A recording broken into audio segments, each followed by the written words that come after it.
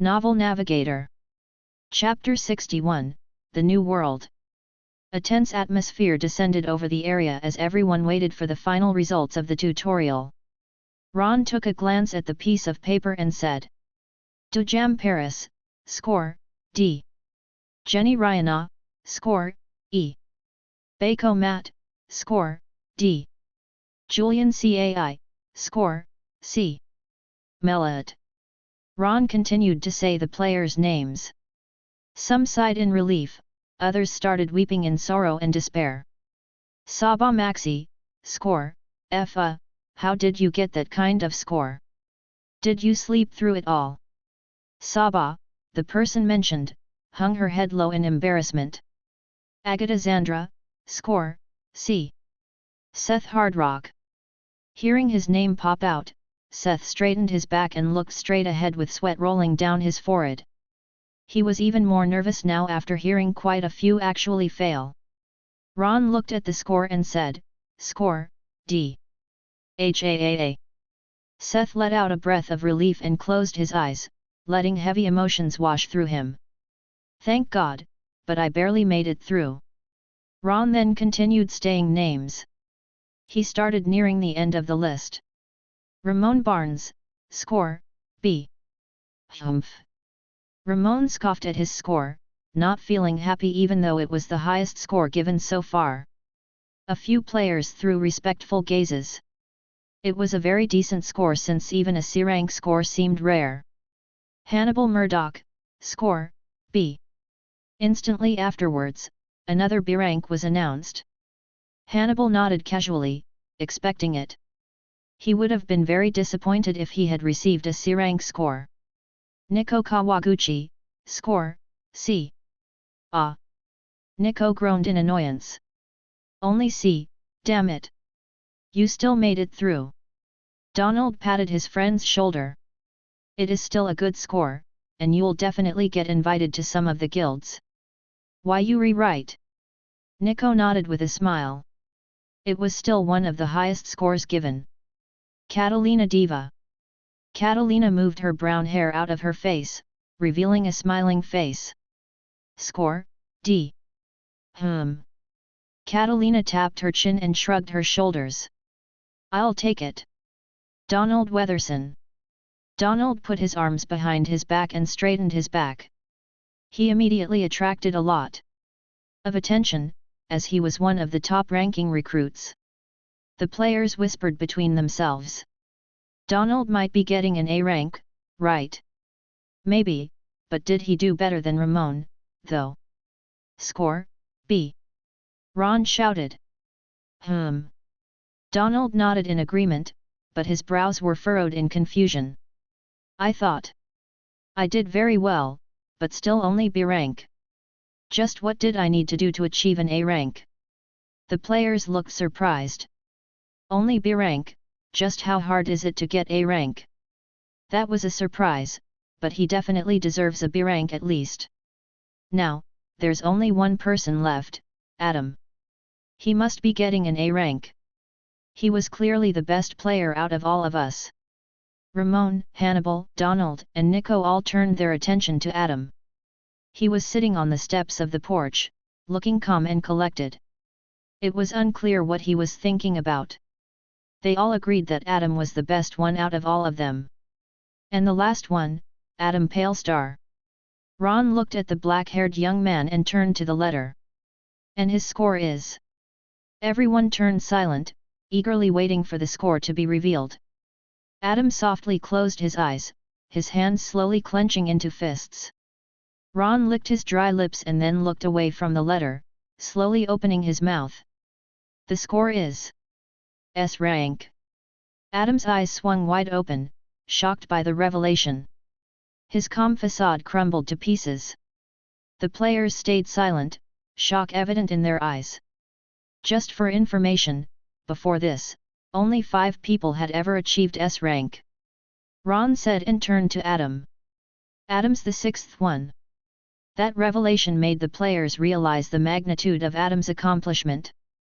They realized that they were part of a historic moment in the history of the Mortal Online. That bastard is now that important. Ramon said with a grim look. Impressive, Hannibal said. S rank. Donald said with a frown. Amazing. Nico whispered. Ron walked over to the large boulder that stood beside the summer cottage.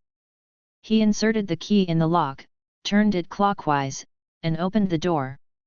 The exit is now open. Once you step through, you arrive in the new world. Once you leave, wait there for me. Hearing that, players started to slowly depart from the floor with excitement on their faces. As soon as they stepped through, they disappeared. Ramon nudged Hannibal and left with him. Donald took a final glance at Adam, then nodded at Nico, and both of them left. After them, Seth dragged his feet behind him as he approached the door. Lastly, he turned to look at Adam with a hostile gaze. I won't forget about this. One day, once I am strong, I'll come get my sword back. With that, he stepped through the door and vanished into darkness. Soon, only Adam and Ron were left on the whole floor. Adam slipped his hands inside his pockets and slowly approached the door. Before he could enter, Ron appeared in front of him and said, "May I have a word?" "Yes, what is it?" Adam stopped walking. S rank score is an incredible achievement. It gives you respect, even among some veteran mercenaries. Ron said, but then his look turned serious. It also brings danger. Be careful, Adam. Everyone's eyes will be on you now. I'll keep that in mind. Adam nodded, stepped past him, and approached the door. I know how important the S rank score is, but since I haven't lived it myself, I don't know what awaits me. It will definitely be dangerous. There's no turning back now. Adam stepped through the door and vanished. He had officially left the tutorial. After he was gone, Ron put his hands on his waist and breathed out. What a shocker! Haha, I can brag now to my friends. S ranker appeared during my shift, who would have thought, haha. My friends will be so fucking jealous. With a chuckle, he stepped through the door, closed it behind him, and entered the darkness. MMH. Adam walked through the path of light and then appeared inside some kind of building. It looked like a tavern of some sort, with rain pattering against the windows and lightning flashing outside. All the other players were also there, gathered there. There was also a bearded man seated behind a desk, looking like the innkeeper of this establishment. At the corner of the room, two armored figures were drinking alcohol and looking at the newly appeared people. They looked like mercenaries hired to protect the inn. At that moment, Ron appeared behind Adam in a flash of light and saw that everyone was gathered and hadn't gone anywhere. All right, that was it. Congratulations and welcome to the new world. The players' eyes shimmered in excitement. Yeah, welcome. One of the drunken mercenaries raised his cup. Mr. Caretaker, any good recruits or what? Ron grinned and patted Adam's shoulder. This news will spread like wildfire soon enough. But here, this young man is the new S-ranked recruit. Hearing that, the mercenaries coughed out their alcohol drinks. They looked at the black-haired young man with white eyes and alcohol spilling down their shirts. My God! The innkeeper looked shocked, and stood up to bow. It is an honor to meet you. Sir! Sir! Adam looked surprised by that response. I've never been treated with respect as coin feeder before. All of you will receive a room from our innkeeper here. Ron said. Your handler will be waiting there. You can discuss your score with your handler. Then, you're officially made into mercenarymen. You aren't coin feeders anymore. Congratulations on the promotion. Those who didn't become mercenaries will also have your own room, but that's pretty much it. You have to forge your own path from that point onward. The newly promoted mercenaryman has a choice to make. Tomorrow, some letters will arrive from guilds.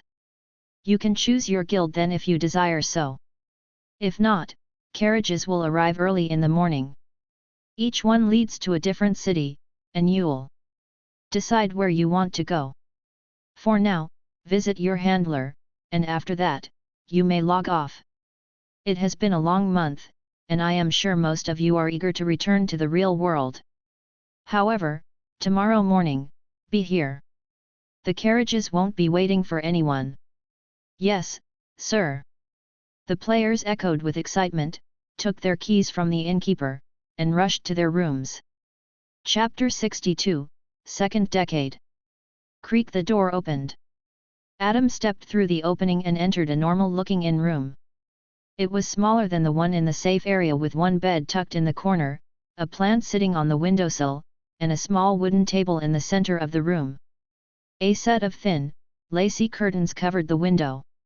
The sound of rain tapping against the glass sounded soothing and calming. The rain was slowly calming down as well.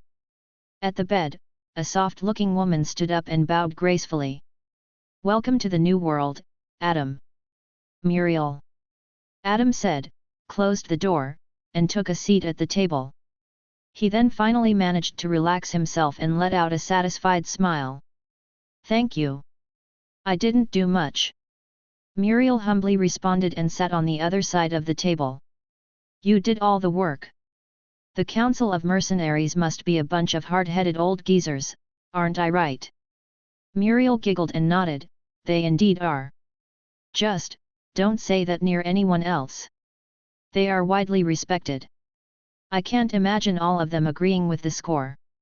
Adam crossed his legs. "Did they?" "No, they didn't." Muriel shook her head. "There was a vote." "How did it go?" Adam asked. He knew he obviously won the vote, but wanted to know the total score. 4-3, Muriel said. "May I ask who voted for which?" Adam asked. "Why do you need to know?" Muriel tilted her head in confusion. "You shouldn't know any of them. I am a curious being." Adam smiled. "Please." Muriel sighed, her cheeks blushing slightly, and then said, "All right, geez." Adam interlaced his fingers and rested his chin on them, waiting patiently for Muriel to continue. "Palestar Fairchild, Athena Battleborn, Orion, and Zephyr voted in your favor. Ambrose Hawthorne, Bartholomew Ravenscroft, and Arya Darkstar were against it." "I see, haha." Adam laughed. "I guess those three weren't convinced." "Oh well. They had their own motives to vote against," Muriel said and then smiled. "The truth is that you deserved it." Adam nodded and smiled gratefully. "Ron said I became a mercenaryman, is that correct?" "I'll need to give you the blessing first," Muriel said, then signaled with her finger to move closer. "Come on closer." Adam leaned across the table, and Muriel placed a hand on his forehead, closing her eyes in concentration. A small light entered his head through the forehead. Ding, ding. A sound of notification rang throughout his ears. Name, Adam Palestar. Level, 1. XP, 0/1000. HP, 500/500. Rank, Mercenaryman. Weapon, steel short sword and round shield. Shine coin, 0. Skills. Little God. Basic blade handling. Inventory. Log off. Ah. Adam opened his eyes and saw his stats. Yeah, just as I remembered. My health rose from 50 to 500, and I am now officially level 1. I am around twice as strong as before. Congratulations, Muriel said with a smile. Adam leaned on the chair's backrest and let out a sigh of relief. I am in need of a good rest. Muriel stood up, placed her hands on her abdomen, and bowed. This will be our farewell. I'll need to return to the safe area to do the final report and prepare for another group of recruits. It had been a pleasure. Oh. Adam stood up, approached her, and offered a hand. I was lucky that I got you as my handler, I'll owe you. Muriel looked at the hand, smiled, and shook it gently. No, thank you. I am now one of the S-rank handlers. Haha, your status has increased. Adam asked curiously, as he wasn't too sure about the world of handlers and how they operated. Muriel nodded. As I am one of the 6 S-ranked handlers, I'll be handler for the most promising recruits for now.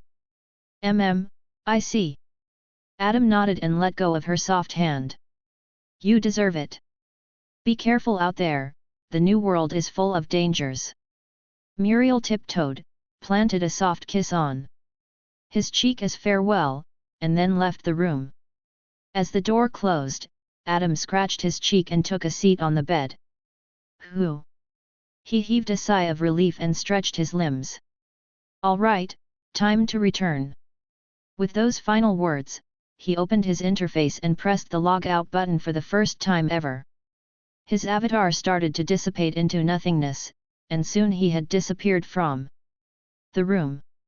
After a month of long tutorial, Adam was finally returning to the real world. Somewhere in the new world, the rain poured down in sheets, casting a shroud of mist over the empty streets of a large city. At one of the buildings, lights were lit up, and loud commotion sounded from the inside that even the sound of rain hitting the ground couldn't silence. Drunken mercenaries laughed, sang some rowdy songs, and danced around the room with reckless abandon. The barkeeper had his hands busy, pouring drinks for the rowdy patrons who cheered with each round. At the corner table, a messy, red-haired person napped with his face planted on the table that was filled with empty glasses and spilled beer. He was snoring loudly, a stench of alcohol wafting from his body. At that moment, a grin-faced person slammed another cup of alcohol on the table and laughed loudly. Calamity, wakey, wakey. NGH. The drunken man raised his messy face. He had scary crimson eyes and long red hair that was dirty and stained with alcohol. What cha want, ya dick? You're so unsightly. The grin-faced person pinched his nose and waved his hand in annoyance. Well, I happened to receive some news that might wake your drunken ass up. Not interested, burp. Calamity said lazily and burped loudly in response. Are you sure? The grin-faced person showed his usual yellow-toothed grin. Well, it happens so that you aren't the latest S-ranker anymore. Haha. Congratulations. Hey. Calamity's eyes shrank in response, and he sat slightly straighter.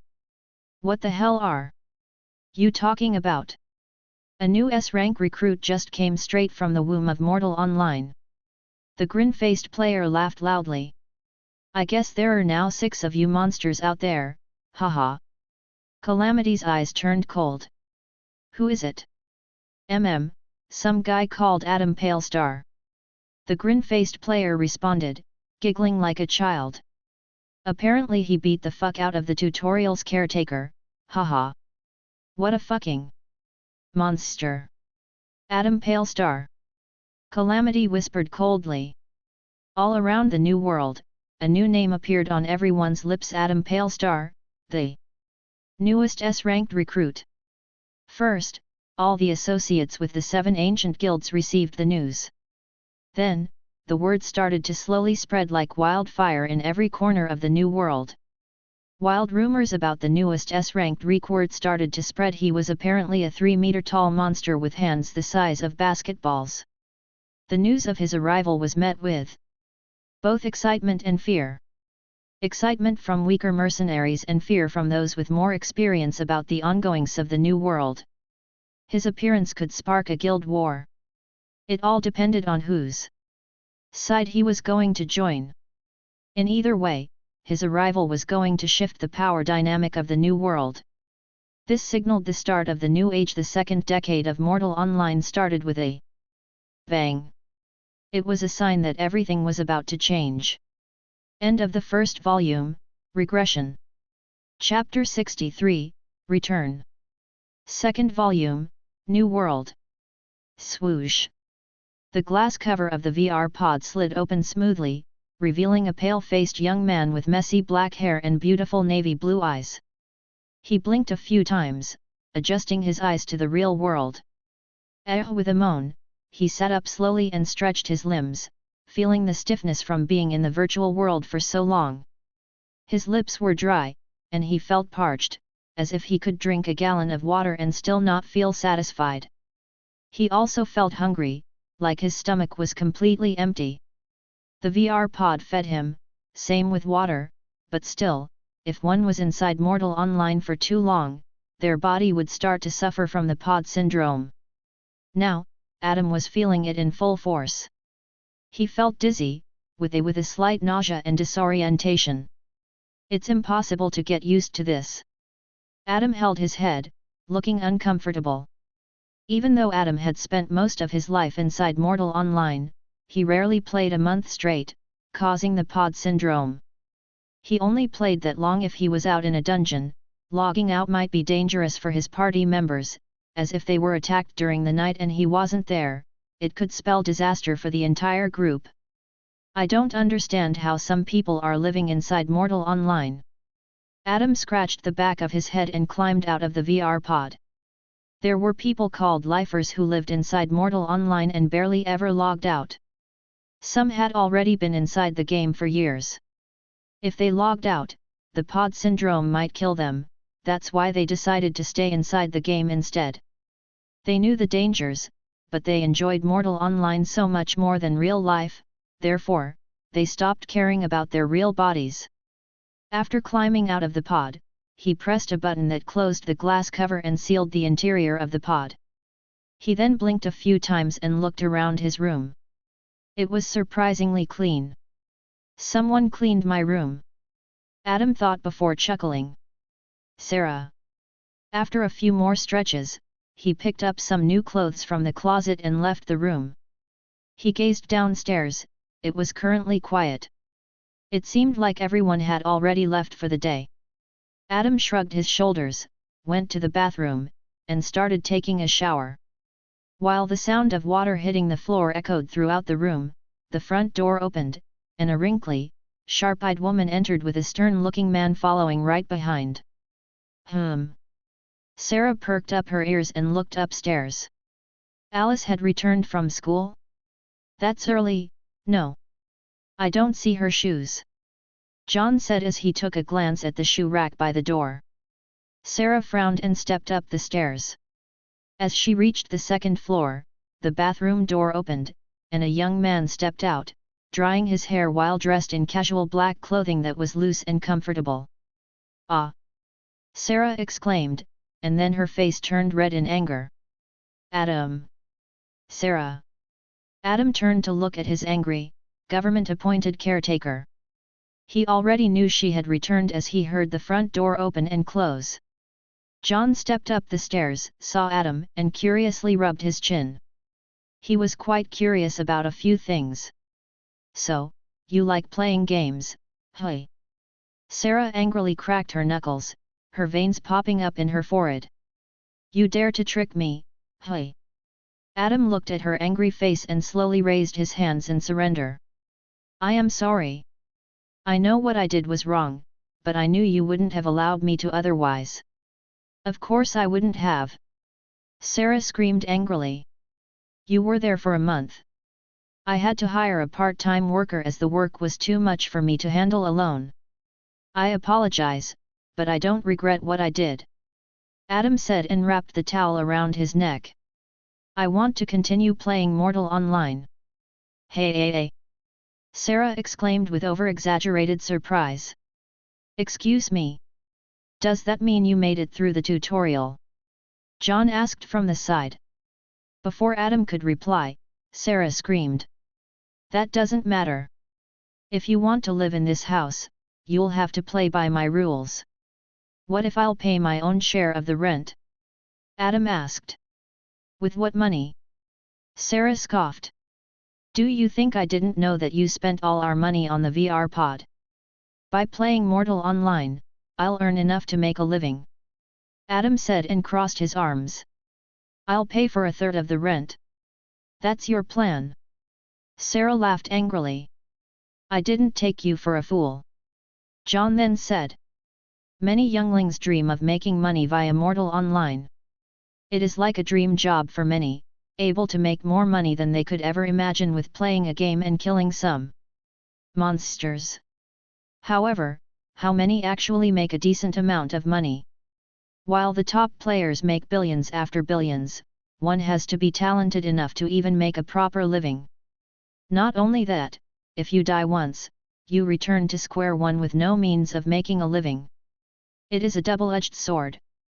There have been many people like you, Adam, desiring big but never achieving it. Fine, let's do this. Adam raised a finger. Give me 1 month, and I'll pay a year's rent in advance. That's impossible, Sarah said with wide eyes. John put his hand on his chin and asked, what makes you so confident that you can do that? I am only asking for some faith. Adam faced Sarah, and then a smile crept on his face. A chance, 1 chance, is all I need. Sarah frowned and looked at her husband, who shrugged his shoulders. She clicked her tongue, flipped her hair, and turned around to leave. Fine, damn it. 1 month, that's all.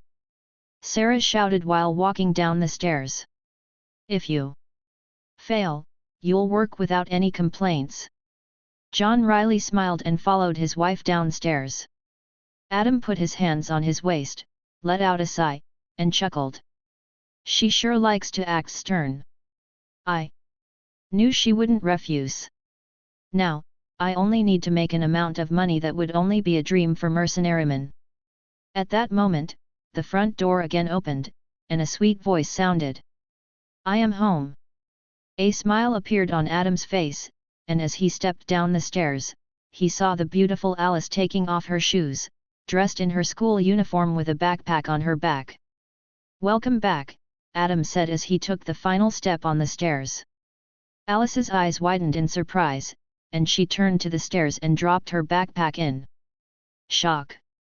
Adam, you're back. She smiled and excitedly ran towards him, her bright eyes sparkling. How was it there? Are you all right? Want to go for a walk? Adam asked and patted his legs. I haven't used these for a month. Okay. Alice replied eagerly, linking arms with him and walking out the door. Be back before the dinner. Sarah shouted from the kitchen. Yes, Mom. Alice replied, and as they left the house, the door closed with a gentle click. Chapter 64, Good Night. A blue sky stretched across the horizon, like a blue blanket with white clouds scattered throughout. The yellow wheel of fire cast a warm light between the clouds, illuminating the world below. A gentle wind blew across the navy town, making the leaves rustle and the flags wave in the breeze. Most of the citizens were dressed in muted blues and greys, blending in with the colors of the town. All wore light clothing appropriate for the warm, summer-like day. The students, after leaving the school for the day, headed to the town with their friends.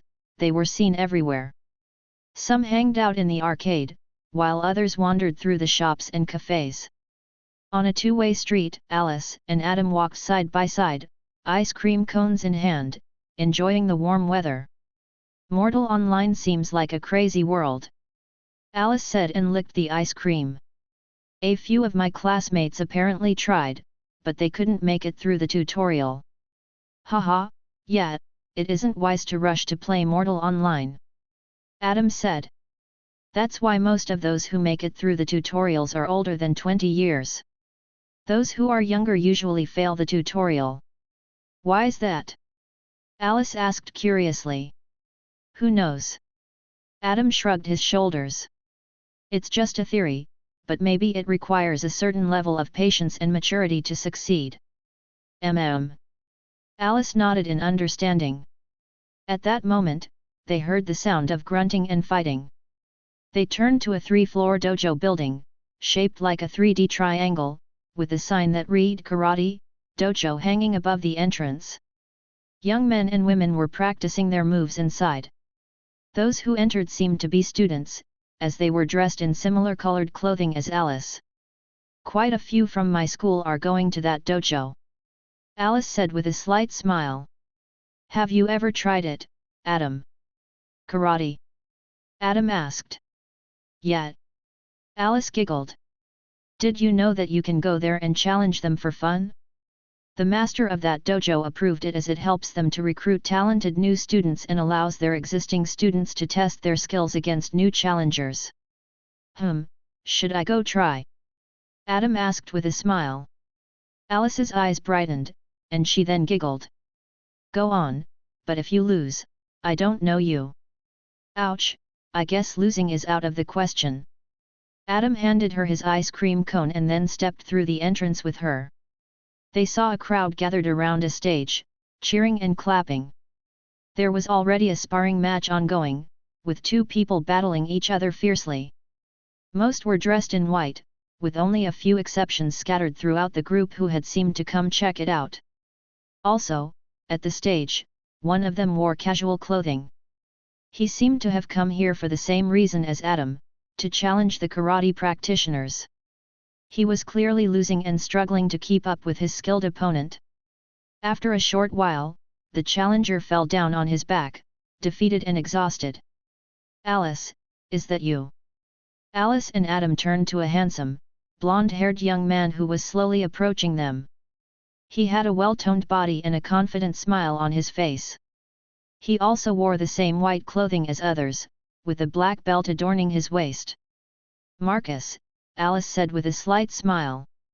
I didn't expect to see you here.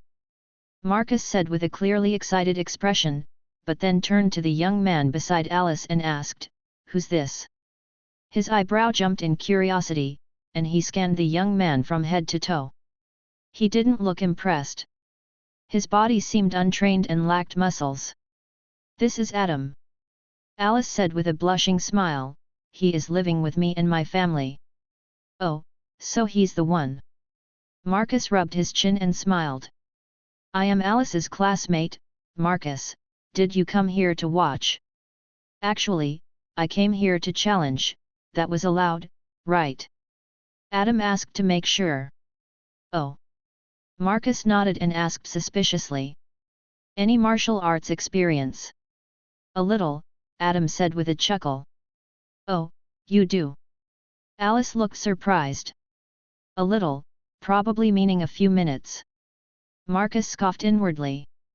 His body is untrained, his fists look soft and weak. Is he trying to show off in front of Alice? Sad, he will lose within a few seconds. All right, you can be the next challenger.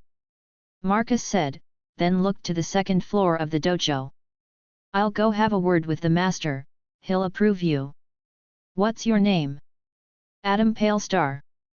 Adam replied and stretched his limbs, making them ready for the upcoming fight.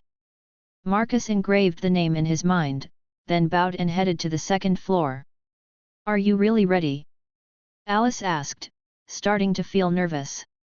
I hope I didn't pressure you into doing this. You weren't. Adam rubbed the back of his neck. I wanted to try this, anyway.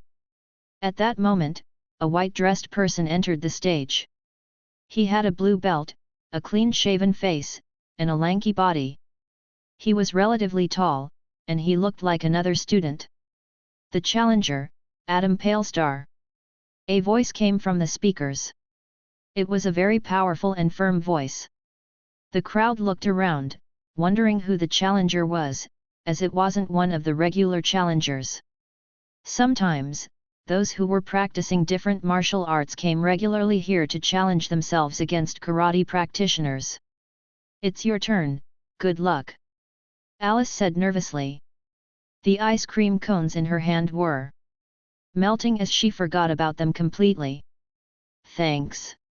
Adam stepped through the crowd, who let him go past, and then stepped onto the stage. He wasn't unhealthy looking, but everyone could see that he wasn't training in any martial arts. At the second floor's office, a bald-headed man looked to the stage with a frown. Humph, what is this, Marcus? He turned to Marcus and said, why did you bring this amateur here? He wanted to challenge the dojo, so I gave him a chance. Marcus said with a chuckle. If he loses, maybe he realizes just how powerful karate is. Perhaps he wants to become your student. He is too old to start karate. The bald-headed man said. Most of my students have been practicing since they were 5 years old. Marcus chuckled and looked at the stage with a smirk. Alice has been talking about him quite often in the school. I had high expectations, but this is very disappointing. Alice has really bad taste. Are you two ready? A referee, who was also a student of the dojo, asked the two. I am. Kuro bowed respectfully and then moved to his fighting stance. It was a very simple stance. His right foot and hand were forward, his left foot and hand back, clearly focusing on his right side and his dominant hand. Adam put his right foot forward and left foot back, then put his hands in front of him. They were open with fingers curled in a relaxed manner. Fight! The referee shouted and swung his arm down. Without a single hesitation, Kuro rushed in and threw a right straight punch. He wanted to attack straight away and finish the match as soon as possible. At that moment, Adam grabbed Kuro by his wrist before his fist could reach him and twisted his hand, forcing him down on one knee. What? Kuro groaned in shock, his knee crashing against the floor. The crowd's eyes slowly widened in shock. Good night. Adam did a single middle knuckle punch right into Kuro's temple. Kuro's eyes moved to the back of his skull and he lifelessly fell to the floor, not moving an inch. There was a clear dent around his temple, where the middle knuckle punch landed. That's... The bald-headed man stood to his feet. Aikido. Chapter 65, Adam vs. Marcus. The crowd was speechless as Kuro's body fell to the floor, his eyes blank and drool dripping from the corner of his mouth. Alice covered her mouth in a surprise gasp. She looked straight at Adam with sparkling eyes. At that moment, the referee rushed to Kuro's side and quickly checked his pulse. He's fine, but he will be sleeping for the rest of the day, Adam said with a reassuring smile. The referee gulped and nodded. Kuro is not a slouch. He is slightly above average in this dojo, but no one has ever defeated him this quickly before. That fight was short, but it taught me something valuable. Adam thought to himself and looked down at his right hand's middle finger. It was slightly bruised and starting to swell. His own attack also injured himself. My body is far too weak. In my past life, my fists could easily punch through walls, but now they are weak. At the second floor's office, the bald-headed man sat back down. Marcus, go fight him. Me? Marcus exclaimed and pointed at himself. Why? Our dojo can't lose face. The bald-headed man lazily waved his hand. I also want to see how strong he really is. Marcus narrowed his eyes, bowed, and then left the office. He walked down the stairs and caught sight of Alice, excitedly cheering on the sidelines. Don't hate me for what I am about to do to him. Marcus rubbed his neck. There's a reason why we have our very own medical wing. Sometimes, pulling punches just isn't an option. After Kuro was carried away by other karatekas, the referee was about to announce another challenge match. Adam was also about to leave the stage. Then Marcus went to the referee and whispered something in his ear. The referee looked surprised before smiling. The next challenge is Marcus versus Adam. After hearing that, the crowd turned excited. Marcus was the top-ranked student, after all, and was only below the master in terms of karate skills. I have to fight more. Adam looked slightly surprised, but then walked back to the stage. Marcus against Adam. Alice looked worried for Adam's safety. Marcus is the reigning teen karate champion. Are you two ready? The referee asked loudly. Marcus put his hands beside him, bowed, and then straightened up confidently. He then moved into his fighting stance. It was a straight stance with his feet close to each other, his right foot slightly in front, and his hands raised in front of his face. To the surprise of many, Adam moved into a boxing stance. His stance leaned closer to the left, with his weight shifted onto his back foot and his left hand held out in front of him. Boxing. Marcus frowned. Isn't he a user of Aikido? Perhaps he knows more martial arts? No, this could be a trick. Based on his body type, he shouldn't be that familiar with boxing. Aikido doesn't necessarily need a strong body to work, as it is mostly throws and joint locks, which rely on technique and leverage rather than strength or size. At the second floor's office, the bald-headed man crossed his arms. Marcus, do not underestimate your opponent. You're familiar with fighting other karatekas as you've done that for your entire life, but you're very unexperienced in other martial arts. You might have studied about them, but fighting is a completely different aspect. Adam smiled casually, waiting for the match to start. His plan had already gone into motion. He made Marcus overthink, causing his brain to overclock. He could have used his boxing and other martial arts as trump cards to surprise Marcus, but he had another plan. He wanted Marcus to be uncertain, so he went straight to the boxing stance. Based on his confused appearance, Adam was certain that Marcus was thinking hard about whether he could actually box or if this was a trick. Now, whenever he attacked, Marcus' reactions to his attacks would be a beat slower, as he had to be careful for other martial arts. Marcus is powerful when facing other karatekas, but he is inexperienced when it comes to other martial arts. The more martial arts I use, the slower his reactions will be because of his inexperience. Marcus sweated heavily. The fight hadn't even started yet. Just like Adam predicted, he was overclocking his brain. Can he really box? Is there more martial arts he knows? Maybe he just wants to confuse me with boxing, and when the time comes, he'll use Aikido to either throw me or put me into a joint lock. His strikes are not a joke either, as proved in Kuro's match. His middle knuckle punch knocked him out cleanly, but his right hand is slightly injured. His attacks will lack strength, which is why I don't think he will go boxing. The referee raised his arm and then, with a loud shout, swung it down. Fight! I can't let him control the match, I'll have to attack. Marcus decided and instantly moved forward. The crowd grew excited. He went straight to offense, good idea. Adam prepared for his attacks. If he planned to do it slowly and use defense, I would have defeated him in a matter of seconds. Rah! Marcus twisted his waist and threw a powerful straight punch. Adam opened his clenched fists and slapped the punch away with ease. He then slightly backed away. That slap didn't hurt. Marcus grinned and started throwing punches like a rapid gun, not allowing Adam to escape him. Adam slapped the punches away while backing off constantly. As he was about to fall off the stage, he quickly jumped to the side and circled around Marcus, who turned around and continued to throw punches. Smack, smack, smack, smack. The crowd cheered for Marcus' relentless advance. Alice looked worried. Adam. To the eyes of many, it looked like Adam was barely able to parry the attacks with his slaps. He was also constantly retreating and being pushed to the edge of the stage. It looked like it was only a matter of time before Marcus' punch landed. Adam stayed silent, and at that moment, his feet reached the edge of the stage. He immediately stopped backing off and continued parrying the punches. Marcus grinned and started throwing jabs, trying to break through the defense. He was now in the perfect position. If Adam tried to jump to safety, he would use either hook punch or kick to catch him mid-air. This victory is mine.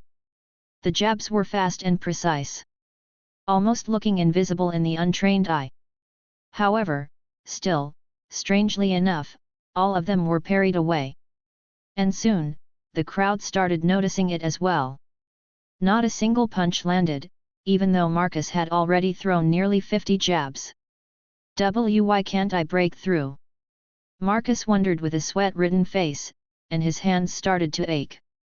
Adam's hands weren't that strong, but after being slapped nearly 100 times, his arms started to sting. I'll have to shift to a more powerful punch, jabs won't cut it. Marcus reeled in his fist, preparing for a straight punch. Adam's eyes widened. This was a moment he was waiting for. Squeeze.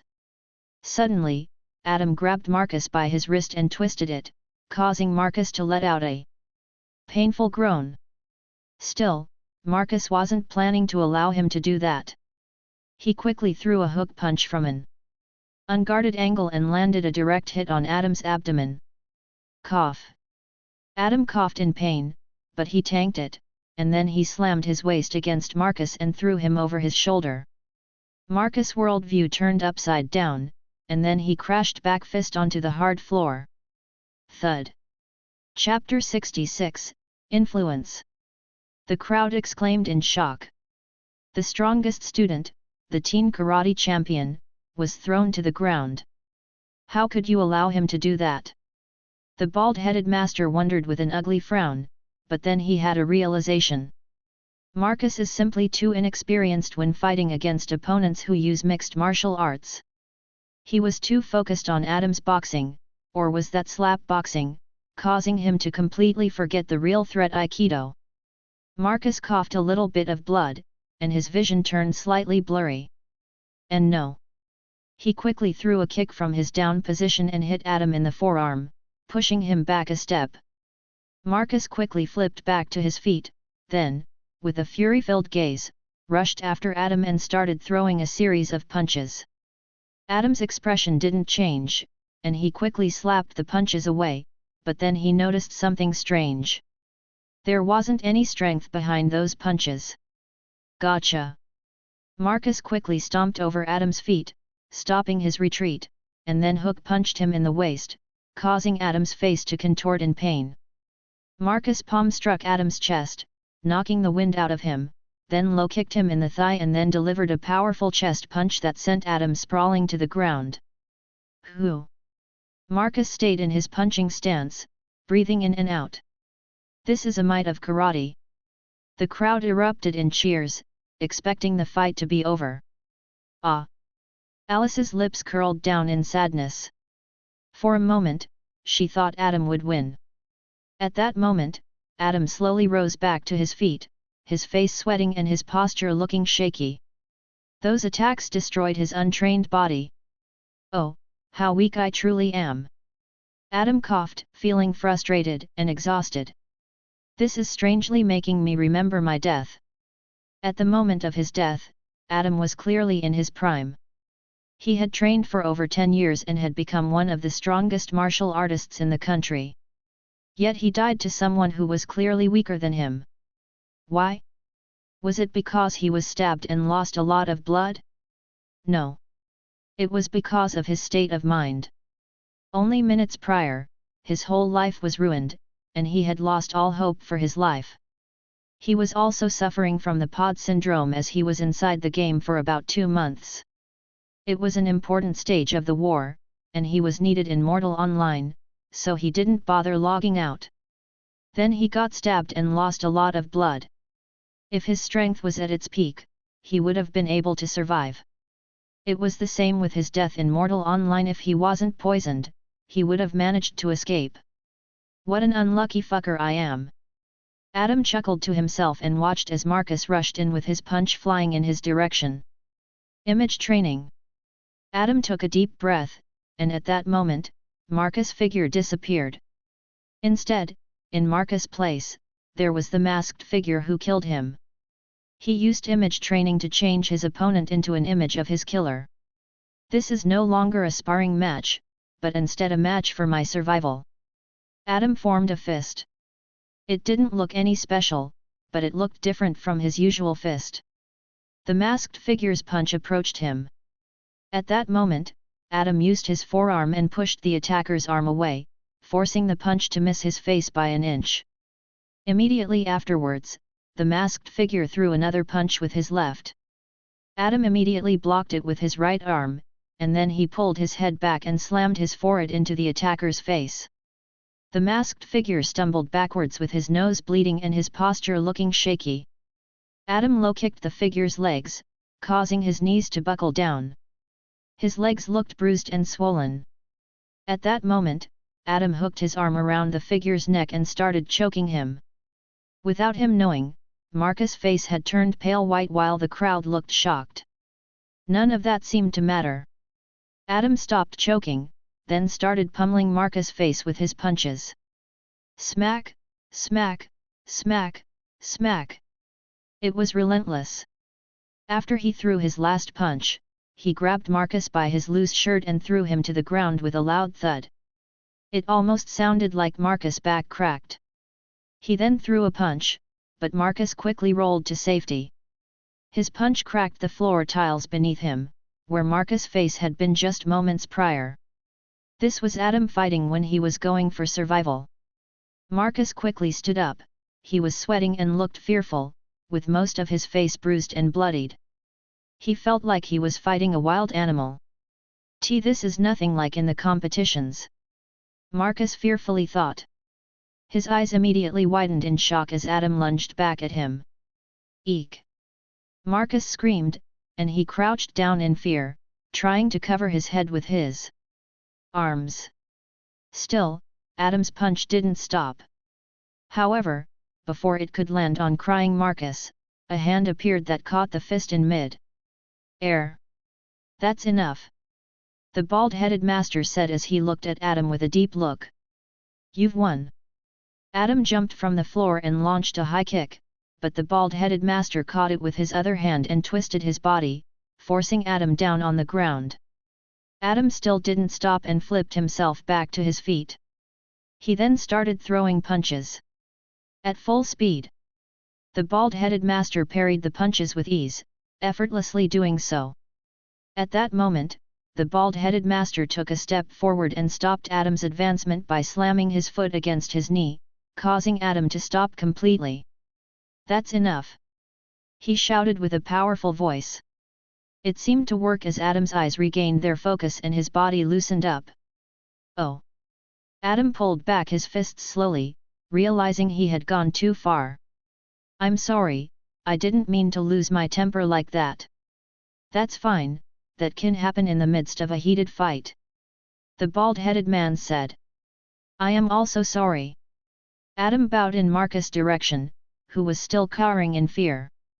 It's not like me to lose control like that. I suppose I'll need to start doing meditation once again. Marcus had never experienced something like this before. The bald-headed master looked at his best student. However, this is a valuable lesson. I don't teach karate just to use in some petty tournaments. I hope my karate can save their lives one day. Adam stepped off the stage, and walked past the crowd, who fearfully stepped aside. They greatly underestimated his abilities. It was clear that he was a powerhouse if he managed to beat Marcus. If you want to learn karate, the doors are open for you, the bald-headed master shouted to Adam. However, he doubted that Adam needed to learn anything from him. Adam nodded, then joined Alice, who congratulated him with a sweet smile. They then both departed from the dojo. The bald-headed master looked at Marcus and said, "Come on, stand back up." What was that? Marcus stood up, still shaking in fear. I felt like he was trying to kill me. You made the greatest mistake when fighting a life and death match, the bald-headed master said with a frown. You started to feel fear and doubt your abilities. But there is no way I could have defeated him, Marcus cried out. You could have, the bald-headed master shouted. Adam didn't suddenly become stronger or better. But I couldn't defend, and his attacks hurt like hell. Marcus touched his face, which hurt from where Adam's punches landed. You don't think he was hurt from your punches? The bald-headed master scoffed. He was hurt. Still, he was far too strong. No, he wasn't. The bald-headed man shook his head. He is definitely strong, but he wasn't stronger than you, Marcus. He used what we call influence and that defeated you. Influence? Marcus frowned and raised his head to look at him. The moment his influence took effect was when he head-butted you. the bald-headed master said. After that moment, all his attacks began to land. That's influence. It's mental warfare that can turn the tide of battle in an instant. Those attacks weren't strong or fast. You've fought much faster opponents, and yet all those attacks landed. It is hard to fight against influence. You can only learn to combat it by fighting. Plenty. Since this was your first fight when your life might have been in danger, the influence was very effective. Influence. Marcus contemplated. Can I learn that? It's not something that can be really learned. The master said, I have trained karate for 30 years, and I can barely do that. What Adam just did had a very high level of influence. It takes a lot of dedication and practice to master it. Influence.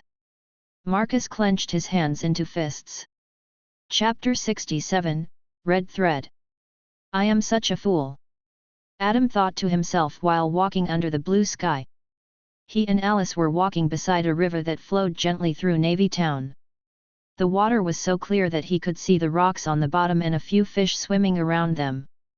It was the Navy River that spanned throughout the Navy Town. It was a famous place for many locals and tourists to visit for its tranquility and scenic beauty. It was also a famous dating spot for young couples looking for a romantic getaway. It wasn't a big town, and most of the townspeople knew each other. The population was only around 3,000. Despite its small size, the town had a strong sense of community and support for one another. Alice happily walked alongside Adam, enjoying the breeze on her hair and the scenic beauty of the nearby river.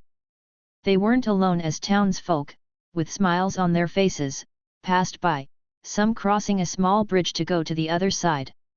I didn't know you knew martial arts. Alice turned to him with a smile on her face.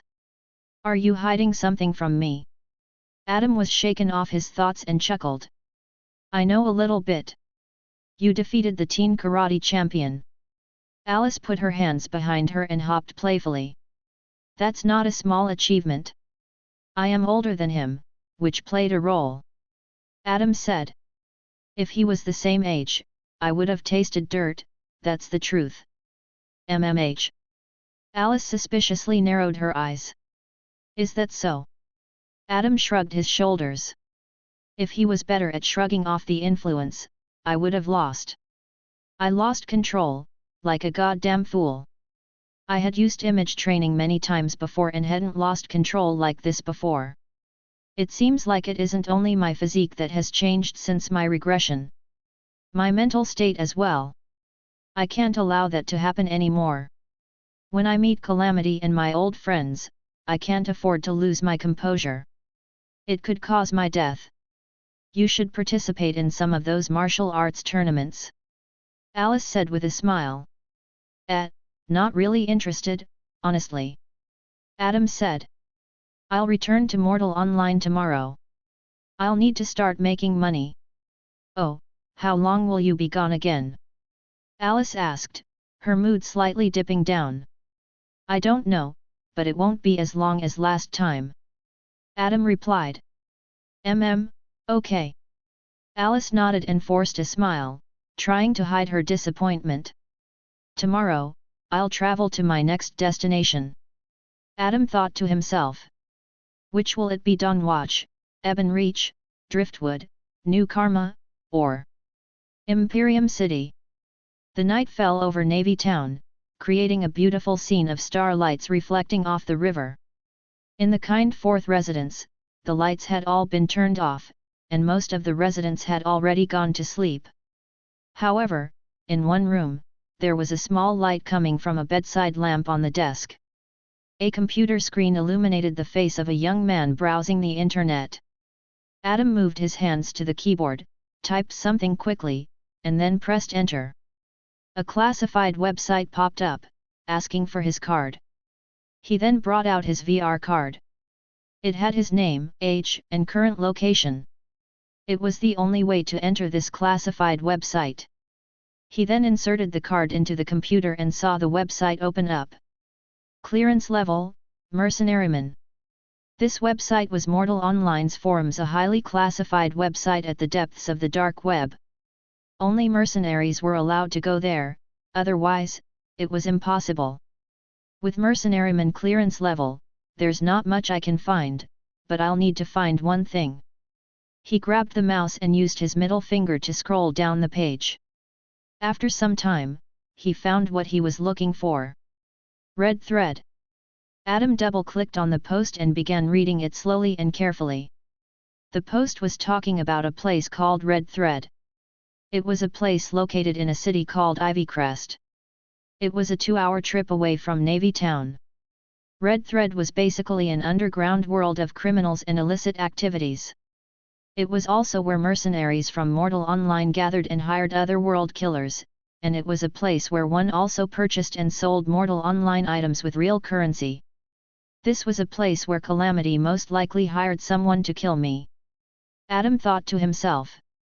However, he didn't gather information about Red Thread because he wanted to find his killer. It was nigh impossible as it was 13 years before he was originally killed. He wanted to visit Red Thread to purchase some stuff he needed in Mortal Online. Those were items that weren't easy to find. It was a place that was quite intimidating for newcomers. However, Adam frequently visited that place in his previous life. He wasn't too afraid to go there, but he needed to be extremely careful as his name Adam Palestar was going to be famous. Right, has any news outlet reported that yet?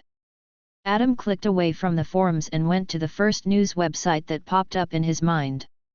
Immediately, the first article had a bold font. The new S-ranked found in Mortal Online. They were quick. Adam frowned.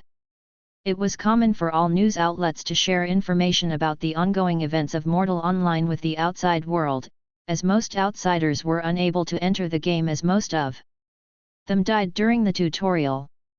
Still, there was great interest in ongoings inside the game. This article had gone viral and was shared by millions of people worldwide. Many people were talking in the comment section, wondering and speculating about this new S-ranked recruit. Adam read through the article and sighed in relief after he was done reading. It didn't mention his name or how he looked. However, it was only a matter of time before his name reached the ears of some reporters. It was also only a matter of time before his place of residence was discovered and his privacy was invaded. This was the life of a popular mercenary. Most of the top mercenaries were basically celebrities, some had starred in high-budget movies, and others had their own reality TV shows. Adam closed the website and turned off the computer. He then rubbed his eyes and leaned against the chair, feeling mentally drained. Right.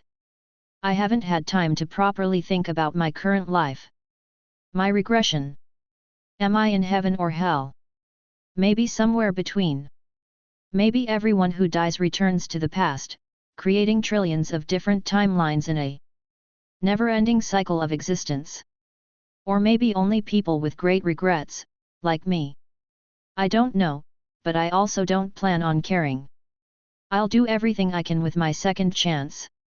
Adam stood up from the chair and took off his shirt, revealing his lanky physique, which was mostly flesh and bones. His muscles were nowhere to be seen. This won't do. Adam dropped down on the ground and started doing push-ups, his body moving up and down in a fluid motion. Arg! He was already starting to feel the burn in his arms. I'll need to prepare myself. Adam thought while sweating heavily and grunting in pain. I am not foolish enough to think that someone wouldn't try to kill me in the real world. Whoever will try will be in for a world of pain. Chapter 68, Guild I Choose. Mortal Online, New World, Border Village. The sun peeked through the thick layer of mist and illuminated the small, quaint village in a warm golden light. After a whole night of rain, the air was moist and the ground was muddy. The villagers emerged from their homes, ready to start their day of work in the fields.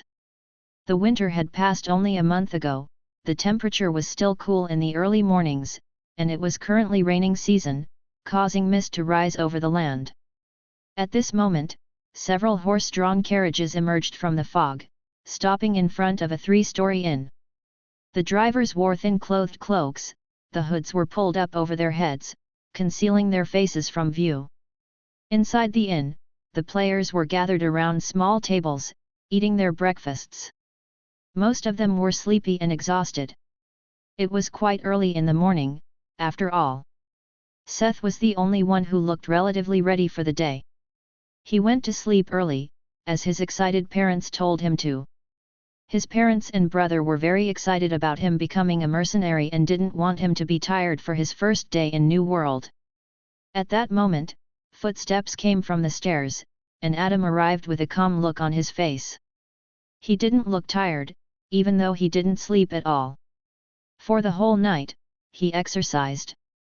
In the real world, his body was extremely strained and exhausted, but in the game world, he felt invigorated and ready for any challenge that may come his way. The VR pod was currently revigorating his body as well. Adam. Ron raised his hand. He was sitting on a corner table alone. Adam nodded and joined him at his table. Are you hungry? Ron asked while stuffing his mouth with a dry-looking sandwich and sipping on a lukewarm cup of coffee. No, I am fine. Adam said with a shake of his head. Are we leaving soon? Yes, but first, I'll have to give y'all something. Ron wiped his lips with a napkin and saw that most of the players had finished their breakfasts. He then stood up and clapped his hands loud enough that it sounded like a clap of thunder. Before we depart, some of you have some letters. Ron shouted and headed over to the counter. There, the innkeeper gave a few boxes to Ron, with letters stored inside. He quickly checked them out while the players nervously waited. All right. Ron took out one of the letters and showed it to the players. These are guild invitations. Some of you received invitations, but some of you didn't. Are we required to accept any of those invitations? A bushy-browed man asked with his arm raised. No, but I suggest doing so. Ron said. The new recruits have a difficult time finding guilds otherwise. There's a saying, if recruits don't get recruited straight away, they're most likely a waste of time. Are guilds necessary? Another player asked. What if we want to play solo? That would be suicide, Ron said. Solo players are easy targets for other players looking to take advantage of them. The players nodded, praying that they received even a single invitation. At that moment, Ron started giving letters to a few players. Most got only 2 or 3, while Donald received 8 and Ramon got 9. Hannibal also received 8, while Nico received 3. Then, Ron brought out a whole box, walked over to Adam, and placed it on the table. It shocked the players, as the box looked like it weighed quite a bit. You received a total of 391 letters. Ron said with a deep look. However, if you don't want to read them all, check out the golden letters. Those are from subsidiary guilds of the 7 ancient guilds. 7 ancient guilds. The players exclaimed inside their minds and looked at Adam with great envy. This basically secured Adam a safe future, and he would definitely become wealthy and powerful. However, after Adam opened the box, he ignored the golden letters and searched for something in particular. I don't have any intention of joining the 7 ancient guilds and perhaps causing another guild war. I had a few guilds in my mind that I would love to find. Ron's eyebrow jumped after seeing what he was doing, and he leaned close to whisper. You aren't planning on joining them? He whispered. Are you sure? If I joined, would they allow me to do what I want? Adam looked at him with a smile. I would be basically in prison, groomed to be a powerhouse, and not allowed to go anywhere myself till I am at least prime mercenary. If I do it safely, sure, I can become powerful enough to be the successor of one of 7 ancient guilds, but will I enjoy being sheltered and controlled my entire life? Ron's eyes widened, and he nodded thoughtfully. Adam is basically an investment. 7 ancient guilds and all other top guilds wouldn't want their investment to die. They would never allow him to experience this world freely. It is a very shackling experience. I would be stuck in the Imperium City. Adam said with a frown. I wouldn't be able to take advantage of my other golden opportunities. Who are you planning to join, then? Ron asked. If you don't want to be shackled, Tier 0 and Tier 1 guilds are out of question as they are only located in Imperium City. That's right, I'll choose a Tier 2 guild. Adam said with a smile. I see. Ron rubbed his chin and sighed. Sadly, Crescent Serpents are only Tier 3, but I don't think my guild master can handle someone like you. Crescent Serpents? Adam shook his head. I'll pass on that offer, as that is slightly too weak of a guild. I wonder if I got an invitation from a guild I thought about. He continued checking the letters and then put them aside after checking their names, tiers, and locations. After reaching the bottom of the box with only around 50 letters left, he saw a glimpse of something and immediately snatched it. As he saw the letter, his lips curled into a small smile. They invited me, nice. What's up? Ron leaned closer and checked out the name on the letter. Oh, Crimson Hound. Mercenaries. Heard of them? Adam asked with a smile. Yes, I have, Ron said while rubbing his small beard. They're Tier 2 guild, even though they're bottom of Tier 2, they're still a pretty big deal. Anything more you can tell about them? Adam asked curiously. The guild master is Digby Chaucer, prime mercenary. Ron said with a revered gaze. He is a great man. Digby Chaucer. Adam chuckled. If the Second Guild War had happened 10 years earlier, this man would have been another general of Star faction. Unfortunately, he is currently 43 years old and is growing weaker by the day. If one reached the royal prince, they would be able to keep their youth and strength for much longer. Unfortunately, he never managed to do that one leap. When Second Guild War came, he was already 53 years old and was barely as strong as Arch-Warrior because his strength had depleted so much. However, in this current timeline, he is a great and powerful man. He also has great backing, as he is the son of one of the Imperial Palace's elders. It would give me good shelter and protection. Digby is also not a man who would imprison me to protect me. He is a perfect place for me to grow strong enough to protect myself. I'll choose this. Adam said and showed the letter. Ron nodded. You're thinking far, I see. Other younglings in your place wouldn't be able to think straight and just choose one of the 7 ancient guilds. Adam pocketed the letter and said with a smile. I'll be heading to Dawnwatch, it seems. Dawnwatch is also called the City of Guilds, as it has the most guilds compared to any other city. Hell, even all other cities combined wouldn't reach the amount Dawnwatch has. It is also a place where Crescent Serpents are located, so we might see each other. I'll be heading there, so we'll be traveling together. Adam nodded with a smile, closed the box, and stored it inside his inventory. His decision has been made. Chapter 69, Dawnwatch. Creak. The door of the inn opened, and players, with excited looks, stepped out onto the muddy ground. It was their first time breathing the air of the new world, and it smelled amazing. It was much fresher than the real world's air, which was stale and polluted. The players shuddered in cold. It was quite cool outside. The thick, layered mist was now also blocking the sun. All right, enter one of the carriages. Ron shouted. There are 5 of them, each going to a different city. Imperium City isn't available for any of you, so choose a different one. The Imperium City carriage was also for Adam, but since he wasn't heading there, it was empty.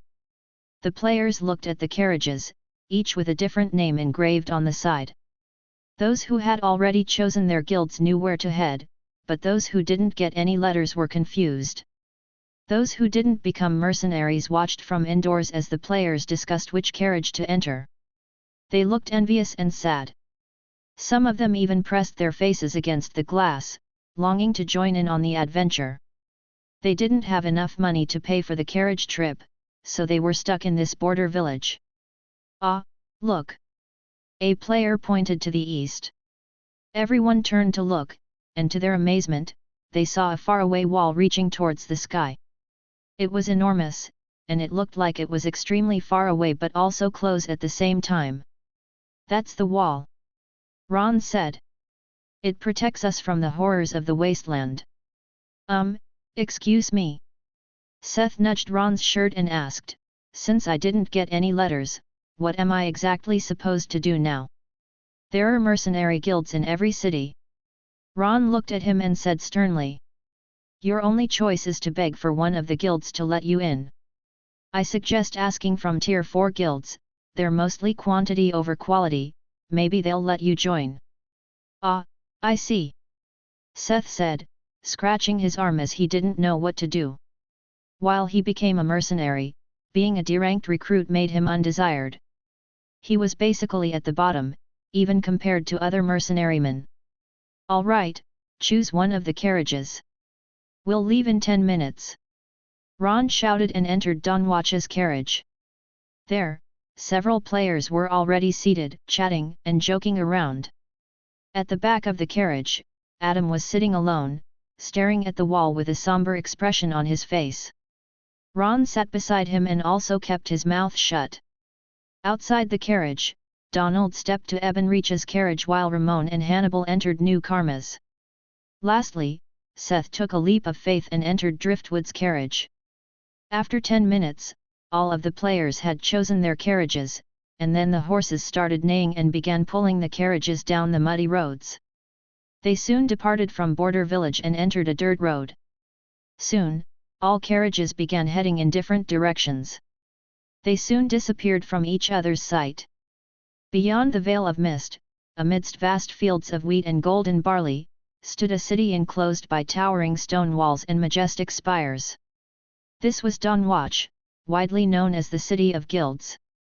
Throughout its labyrinthine streets, adorned with hundreds of guild banners proudly bearing symbols of their respective trades, life flowed ceaselessly.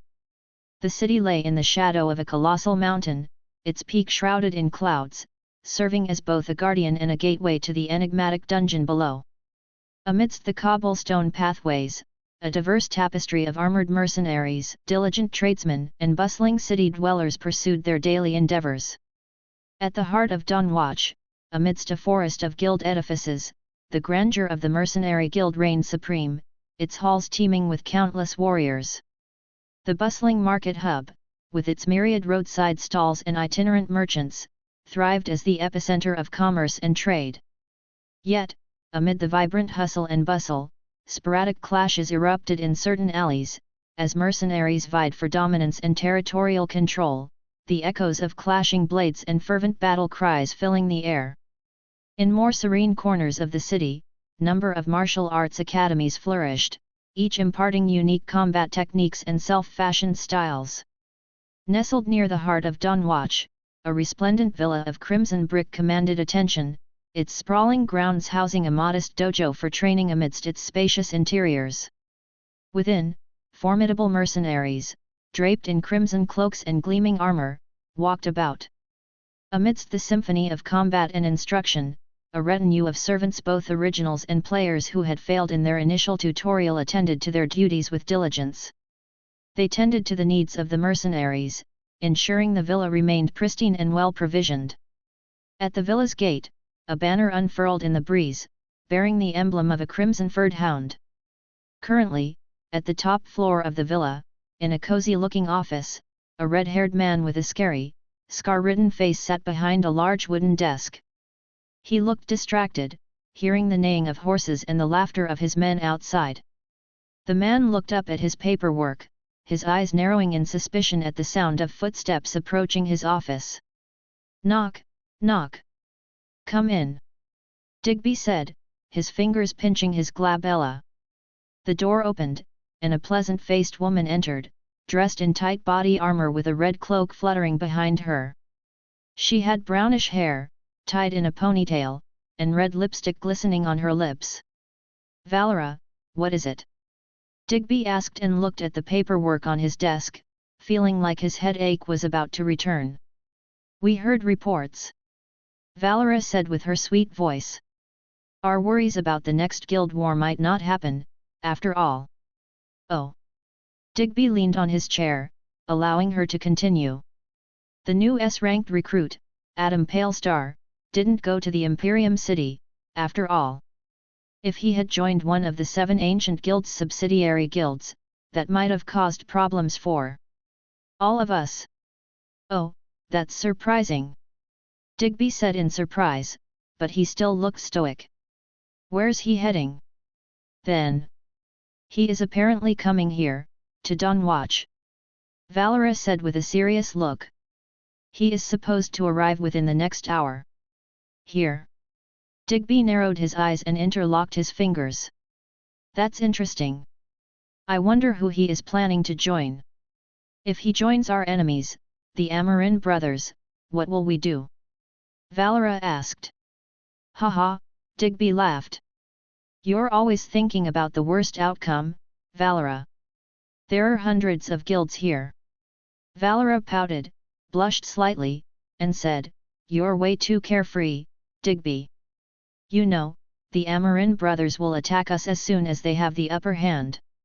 I am not afraid of them, Digby said with a laugh. It is a minor scuffle. Minor. Valera's eyebrow twitched. This is a battle between 2 Tier 2 guilds. It is far from minor. At that moment, Digby closed his eyes and sensed several auras nearing Dawnwatch. Those auras were faint and weak, most likely mercenarymen, and they were inside a carriage that rolled down a dirt road. Along with those faint and weak auras, there was one somewhat powerful one and another that was slightly different from those weak auras. That aura was like a volcano ready to erupt. Digby's eyes opened with a smile. The S-ranker is about to arrive. His Kiryoku is as monstrous as ever. Valera thought. I am not able to sense them yet. I'll have to increase my training. He is indeed different from other recruits. Digby said with a grin. So, he is the one that kicked the ass of that kid from Crescent Serpents. How interesting. Adam's back and forehead started sweating. I was already sensed. He saw his hair stand up with goosebumps. Haha, I guess that was their way of greeting me. Adam's lips curled up into a small smile. Dawnwatch, here I am. Chapter 70, Mercenary Card. A carriage, pulled by strong-looking horses, rolled down a cobblestone street. It was moving slowly as city folk walked on both sides, on the sidewalk, and went about their daily businesses. The driver peeked underneath the hood, pulled the reins tightly, and forced the carriage to stop. The horses, with a powerful neigh, kicked their front legs up in the air and then stopped. This is as far as we can go. The driver said to people inside the carriage. You must walk from here onward. The carriage opened, and Ron stepped outside, looking around the bustling streets. Since it was still quite cool, the pedestrians wore warm jackets and scarves to protect themselves from the chilly weather. A few ladies with waistcoats and hats passed by, chatting and laughing as they walked. After seeing Ron, they saw the sign of grandeur on his shoulder. They respectfully curtsied and continued on their way. Dawnwatch. Ron inhaled the cool air into his lungs, feeling rejuvenated. It had been only slightly over a month since he left Dawnwatch, but he still missed it every day. All right, step out. He shouted sternly. The players followed his stern orders and stepped outside into the cool air. They looked amazed at the bustling city around them. Lastly, Adam stepped out of the carriage and looked around with a deep look. This place was also his home in his previous life. He felt a sense of nostalgia wash over him as memories flooded his mind. We have to walk over to the Mercenary Guild from here onwards. Ron said sternly. Carriages aren't allowed to enter the guild grounds. The carriage had stopped beside a sidewalk, and from here onwards, it was a fully cobblestone road leading deeper into the city, surrounded by buildings that were bustling with activity. From here on, they would enter a place called the Guild Grounds. It was a part of the city that was habitat by guild buildings and everything mercenary related, such as shops selling weapons and armor, training facilities, and recruitment centers. Stay close to me, Ron said, and then, with nearly 10 players in tow, he entered guild grounds. The players looked around the streets and saw all sorts of mercenaries chatting and doing their business in the bustling area. In front of each building, there was a guild banner flapping against the cool breeze. Occasionally, a few mercenaries threw glances in their direction and recognized them as new recruits. There was a mix of emotions, such as disdain, nonchalance, and curiosity. After some walking, they finally arrived at the front steps of the mercenary guild. It was very alive, with mercenaries of all kinds going about their business. While some mercenaries lined up in front of the counter, some were hanging around on the second floor's stairs, and some were discussing something around some tables. There was also a board with different quests nailed on it, and some wanted posters of notorious criminals. Start lining up at the front desk, y'all are getting your very own mercenary cards, Ron said and checked the time on his timepiece. This is the last time I am giving you any orders. After you receive your cards, you're officially mercenaries. The players nodded and hesitantly joined the line. They saw all sorts of gazes coming from the tables and stairs. They felt extremely small in comparison to the other mercenaries in the room. Adam joined the line as the last person, and with his arms crossed, he waited for others to finish their business first. At that moment, he felt a powerful squeeze on his shoulder. Yo, Squirt, mind letting me pass? Adam turned around and saw a tall, nearly 2-meter-tall mercenary with a square-shaped face and piercing eyes staring down at him. He was donning heavy armor that hugged against his muscular frame, making him look even more intimidating. Seeing that, Ron frowned in displeasure, but then he caught sight of the insignia on his shoulder pad. He clicked his tongue and decided to do nothing. An insignia of a sword stuck in a rock. Adam nodded to the scary-looking man and allowed him to pass. He is Arch-Warrior, how unlucky of me. The Arch-Warrior scoffed and stepped past, then continued pushing other recruits aside as he made his way through the line. The new players looked very dissatisfied, but were intimidated by his tall frame. Soon, the Arch-Warrior pushed him through the whole line, talked something with the front clerk, and then moved to the second floor to continue his business. What an asshole! The players whispered between themselves after the Arch-Warrior was out of sight. If you can't handle this, you should just quit now. Adam thought to himself. He is stronger, so he has every right to act that way. At the front, as soon as players said their names to the clerk, she showed uninterested looks and gave them their mercenary cards. The mercenary card had the name, current level, affiliation, rank that one received from the tutorial, and the current mercenary rank. The players in front of Adam all had C or D ranks, which were very average, with D being even below that. They would most likely only reach grandeur, maybe Arch-Warrior with good enough luck. In most cases, those kinds of people would never become important. Therefore, those with that rank were mostly ignored. In Adam's past life, he only received a C rank because he had to help Liam and Lisa. It stopped many of his opportunities, but in the end, he proved that his tutorial rank wasn't reflecting his real talent level. After the player in front of him received the mercenary card, Adam stepped forward and faced the clerk. The clerk had a round face with small lips, nose, and large glasses that made her look like a mouse. She was quite adorable looking, but so far, she had worn only a blank expression during her conversation with other recruits. It was different when she interacted with Arch-Warrior, when she actually smiled. It was a sign of the difference in current status between them. Name? The clerk said with a hint of annoyance. Adam Palestar, Adam said. As she was about to grab his card, she remembered that name and froze for a moment, her eyes widening behind the glasses. She turned to Ron, saw him nodding, and then turned back to Adam with a look of recognition on her face. She wasn't the only one who heard that name. Countless mercenaries inside the guild building turned around in surprise and stared straight at Adam, as if they were engraving his face inside their minds. "That's Adam." On the second floor, the arch-warrior said in surprise. He finished doing a quick errand to the mercenary guild's leader and was about to leave until he heard that name. "Here's your card, sir." The clerk handed over the card to Adam, using both of her hands, looking very respectful doing so.